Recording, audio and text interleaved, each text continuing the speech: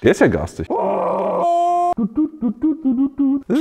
Mega, mega, mega, mega. Das ist der Hammer. Hallo Werkzeugfans, willkommen bei GoTools TV. Mein Name ist Sebastian und wir schauen uns heute die neuen 12 Volt Geräte von Milwaukee an. Denn Milwaukee hat hier wirklich ultra krasse neue 12 Volt Geräte rausgebracht.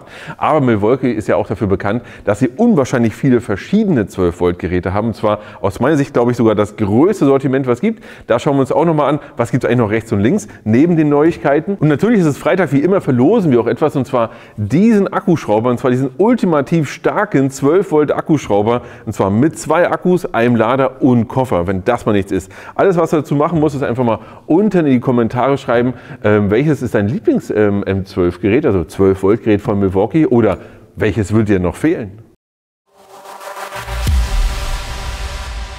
Dieses Video ist für alle genau das Richtige, die erstens richtig Lust auf 12 Volt Geräte haben oder zweitens einen wirklich krassen 12 Volt Akkuschrauber sich anschauen wollen.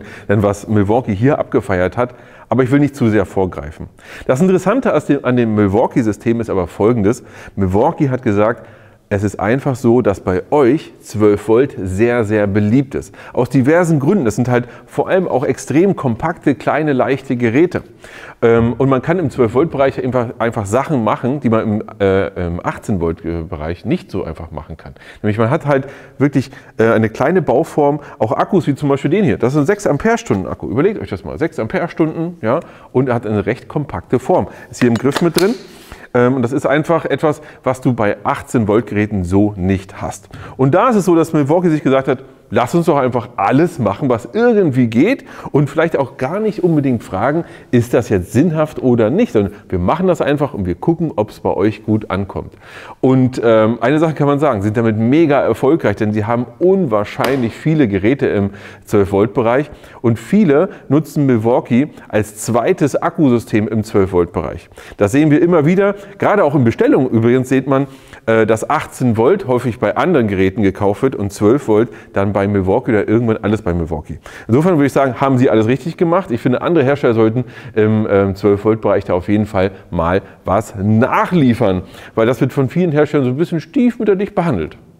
Schreibt mal gerne in die Kommentare, welcher Hersteller aus eurer Sicht mehr 12 Volt Geräte rausbringen sollte. Aber deswegen machen wir Folgendes, wir fangen heute mal an, denn was gibt es alles Neues? Wir haben einen neuen Schlagschrauber, der ist neu. Wir haben 2 neue Akkuschrauber, die gucken wir uns als allererstes auch an.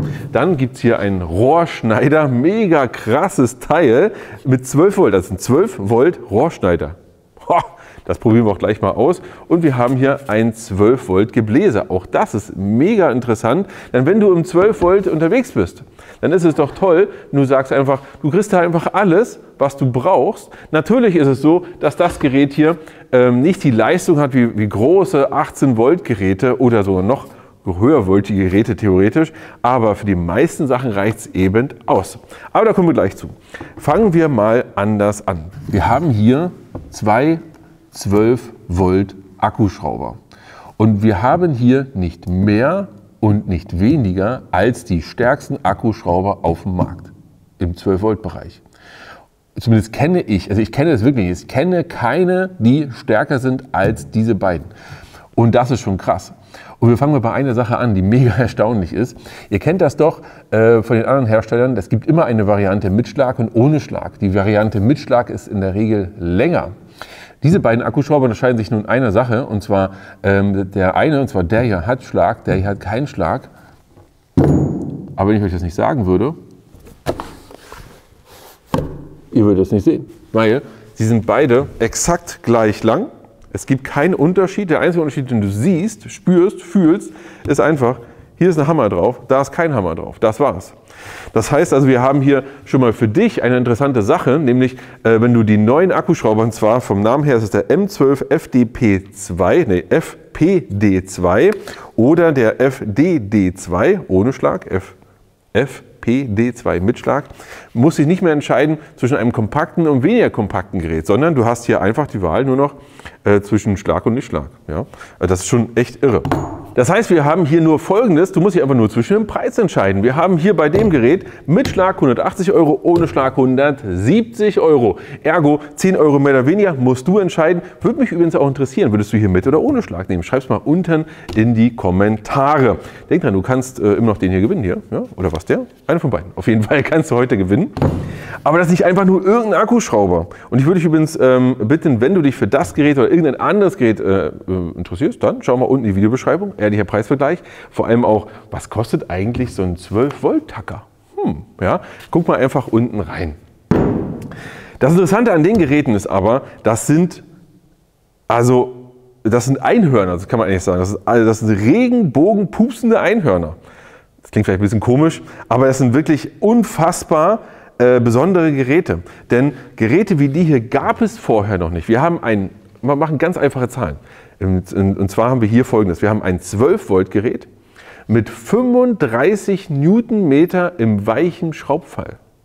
35 Newtonmeter im weichen Schraubfall und 45 Newtonmeter im harten Schraubfall. Das heißt, wir haben hier ein Gerät, was dieselbe Stärke hat wie viele 18-Volt-Geräte. Und auf jeden Fall den 12-Volt-Markt komplett dominiert. Es gibt im 12-Volt-Markt eigentlich keine Geräte, die im weichen Schraubfall hier mithalten können.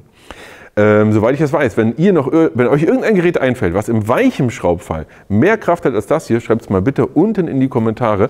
Würde mich sehr interessieren. Dann würde ich das mal testen. Denn ich glaube, das könnt ihr auch gerne mal reinschreiben, sollen wir einen Test machen von dem hier gegen andere 12-Volt-Geräte und sollen wir mal schauen, oder vielleicht sogar gegen 18-Volt-Geräte, was dabei rauskommt. Oh, ich sage euch, bei 35 Newtonmeter hört sich erstmal nicht viel an, aber schaut doch mal bei gängigen, einfachen, normalen, sagen wir es mal normalen Geräten, wie viel haben denn die im weichen Schraubfall? Das ist meistens nicht so viel. Und auch 18-Volt-Geräte meine ich damit. Ja? Das ist also, da feiert er hier schon eine große Party. Und auch 45 Newtonmeter im harten Schraubfall ist immer noch eine ganze Menge. Und vielleicht für diejenigen, die ein bisschen verwirrt sind. Ja? Den weichen Schraubfall brauchst du in der Regel verarbeiten in Holz, wenn du eine ansteigende Kraft benötigst. Ergo am Anfang ist er relativ leicht. Du hast halt eine Schraube, die dreht sich so langsam ins Holz rein. Und je tiefer du kommst und je weiter du näher kommst dem Endpunkt, ist ja so, dass immer mehr Kraft benutzt wird. Dann haben wir so eine ansteigende Kurve. Und das ist der weiche Schraubfall. Im harten Schraubfall ist häufig bei Metall ist so, es gibt eine 0 oder 1. Das heißt, man braucht maximale Kraft sofort. Das ist der harte Schraubfall. Und dort ist es so, dass wir hier immer noch 45 Newtonmeter haben. Gerade hat der Hersteller ja ein Gerät mit 50 Newtonmeter rausgebracht. Könnt ihr mal testen, wenn ihr wollt. Schreibt es gerne mal unten in die Kommentare. Zusätzlich ist es so, und das ist ein absolutes Novum, dass Milwaukee gesagt hat, naja, was ist das Letzte, was ein 12-Volt-Gerät noch von einem 18-Volt-Gerät unterscheidet? Weiß es einer von euch? Leider muss ich jetzt sagen, das ist mir zu steil. Das ist voll. Ja, nein, nicht der Akku. Nee, das wäre jetzt zu einfach. Nee, das ist das Bohrfutter. Wir haben hier ein wunderschönes Metallbohrfutter, aber das Interessante ist, hier vorne haben wir keine 10 mm Aufnahme. In der Regel haben alle 12-Volt-Geräte immer eine 10 mm Aufnahme. 13. Das ist dieselbe Aufnahme, wie in der Regel jedes 18-Volt-Gerät hat. Das heißt, das Gerät hier unterscheidet sich da auch nicht mehr von einem 18-Volt-Gerät.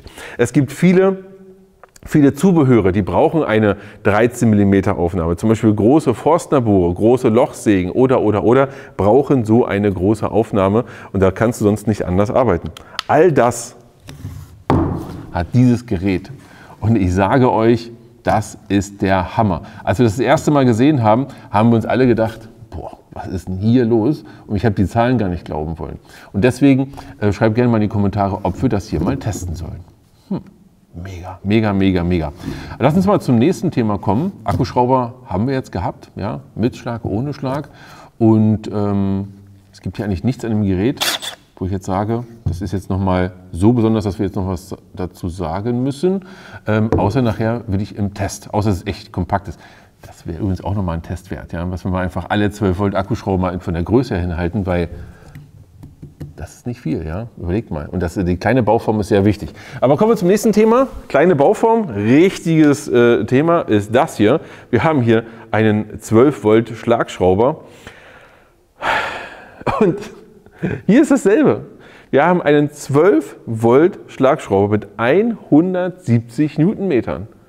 170! Was ist denn hier los? 170 Newtonmeter. Ach so, das wollte ich noch sagen. Ihr kennt das bestimmt. Jeder von euch macht Folgendes. Nimmt so ein Gerät in die Hand, so einen Akkuschrauber, stellt es in den zweiten Gang und macht so. Kennt ihr das? Kennt ihr. Kameramann lacht schon. Kennt jeder. Das Interessante ist, bei dem Gerät, man merkt, wie viel Hass der hat, wie viel Anzug der hat, wenn du den startest. Ich halte ihn mal locker in der Hand, dann sieht man das.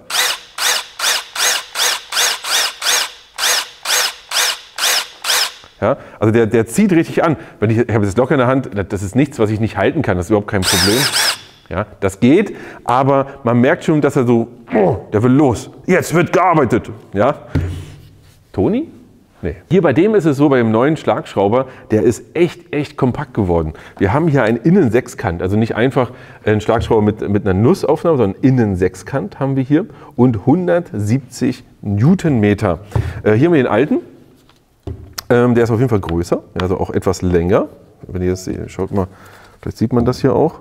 Ja, der ist nochmal kompakter geworden, hat noch mehr Kraft und kann länger durchhalten. Ergo, wir haben hier drin ist alles aus Metall, Vollmetall und ist dafür gedacht, auch hier drei, hat der alte hier auch nicht, hier, wenn ihr das seht.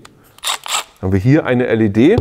Hier ist es so, wir haben 3 LEDs hier drumherum. Man merkt auch bei dem Gerät, hier ist wirklich wieder Hass vorhanden. Also ergo richtig krass. Energie vorhanden. 4000 Schläge in der Minute. 4000 in einem 12 Volt Gerät mit 170 Newtonmeter. Sollen wir den mal testen? Also schreibt es auch gerne mal unten in die Kommentare.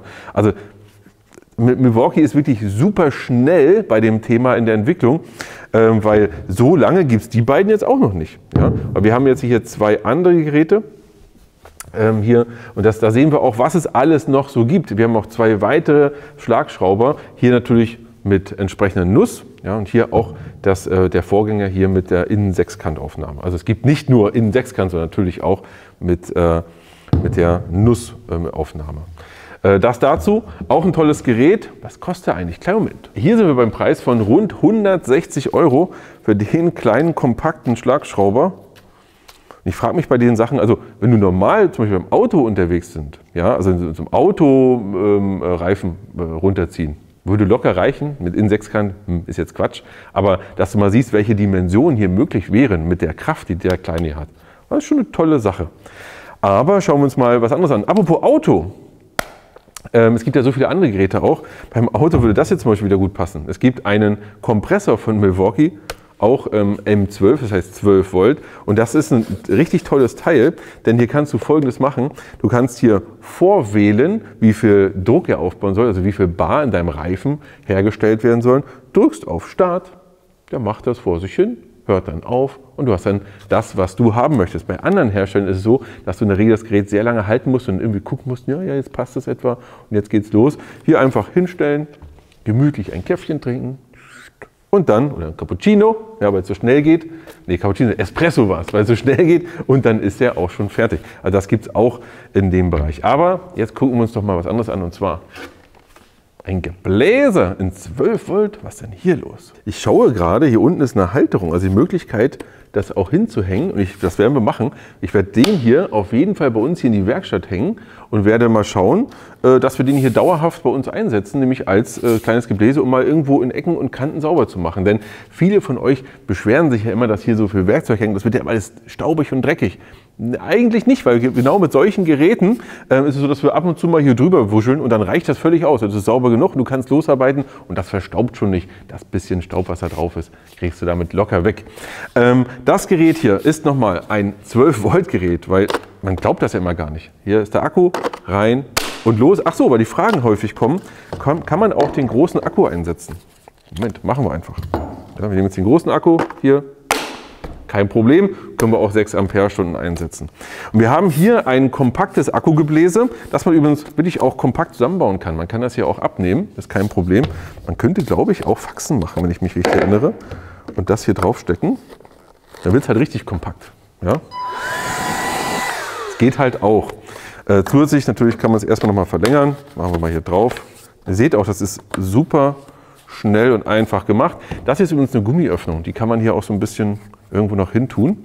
Und es gibt auch noch einen zweiten Aufsatz, wenn es jetzt mal weniger rund sein soll.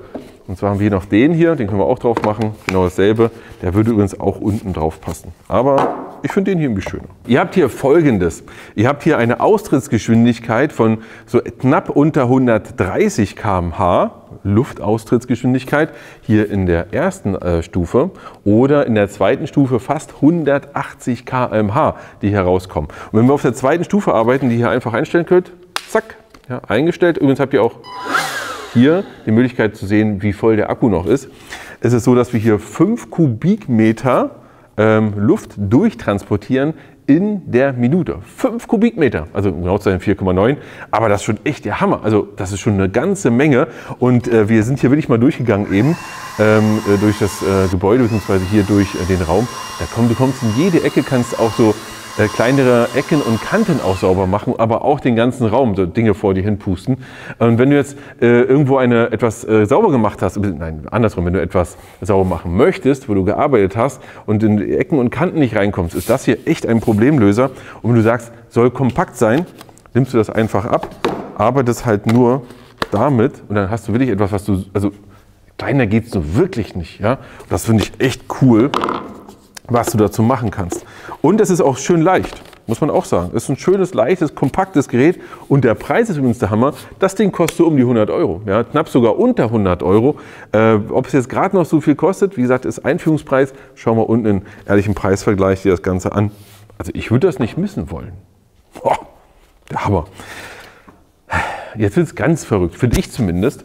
Und zwar verrückt aus folgendem Grund. Ein Rohrschneider in 12 Volt. Das probieren wir jetzt mal aus. Rein.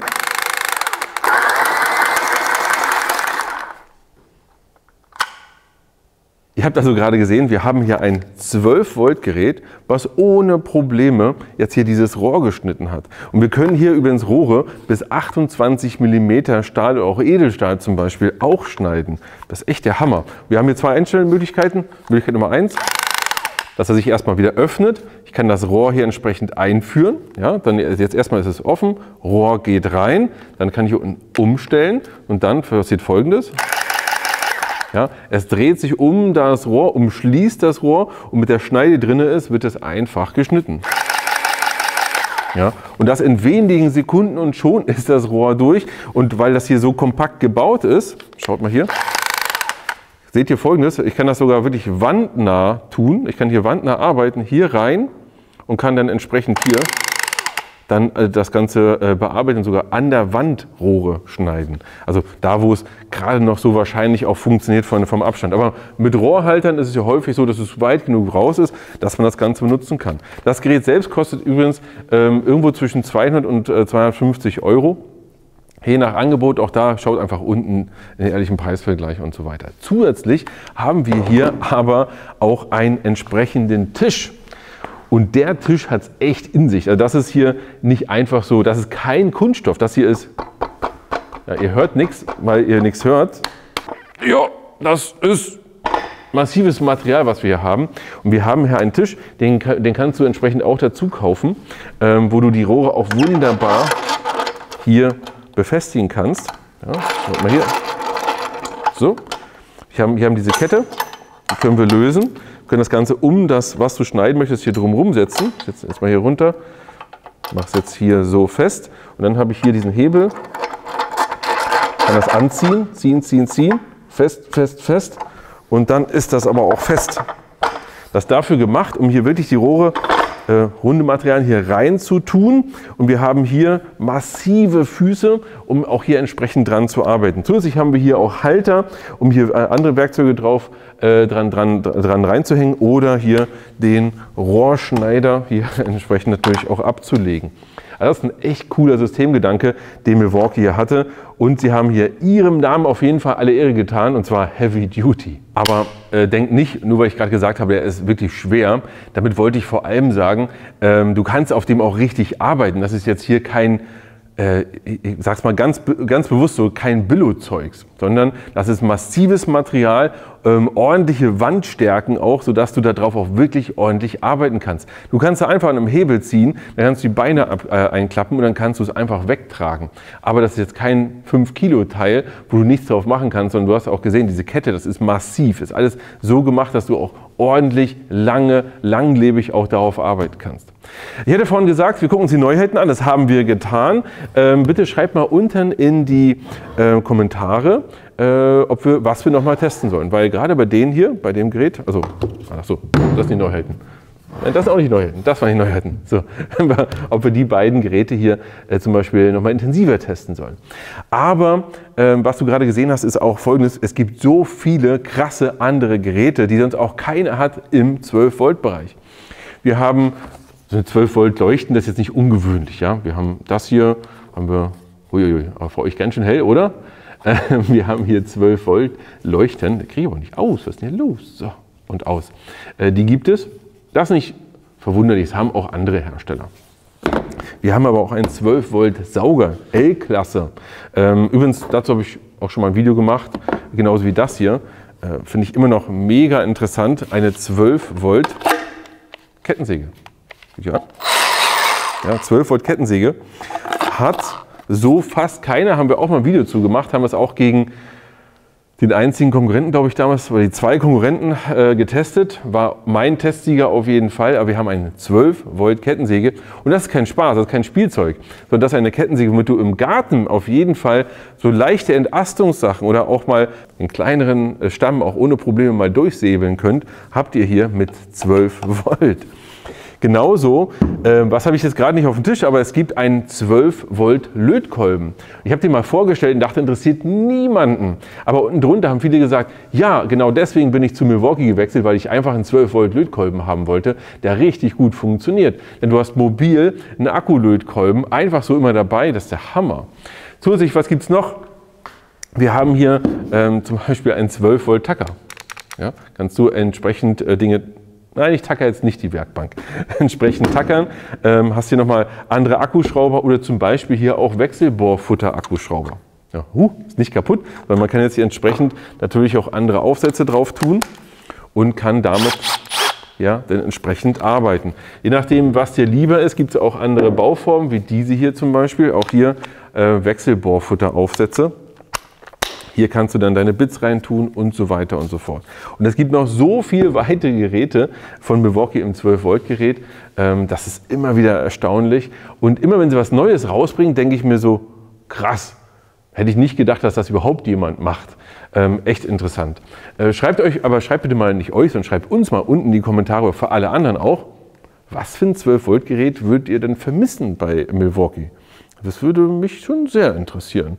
Ich hätte auch noch 1, 2 Ideen, vielleicht schreibe ich es auch noch in die Kommentare. Denkt dran, mit jedem Kommentar könnt ihr diesen schönen Akkuschrauber gewinnen. Wenn ihr wissen wollt, wie ihr gewinnen könnt, einfach unten in die Videobeschreibung auch gucken. Oder auf gotools.de gibt es eine Rubrik für Werkzeuggewinn. Da müsst ihr auch immer nachschauen, ob ihr gewonnen habt.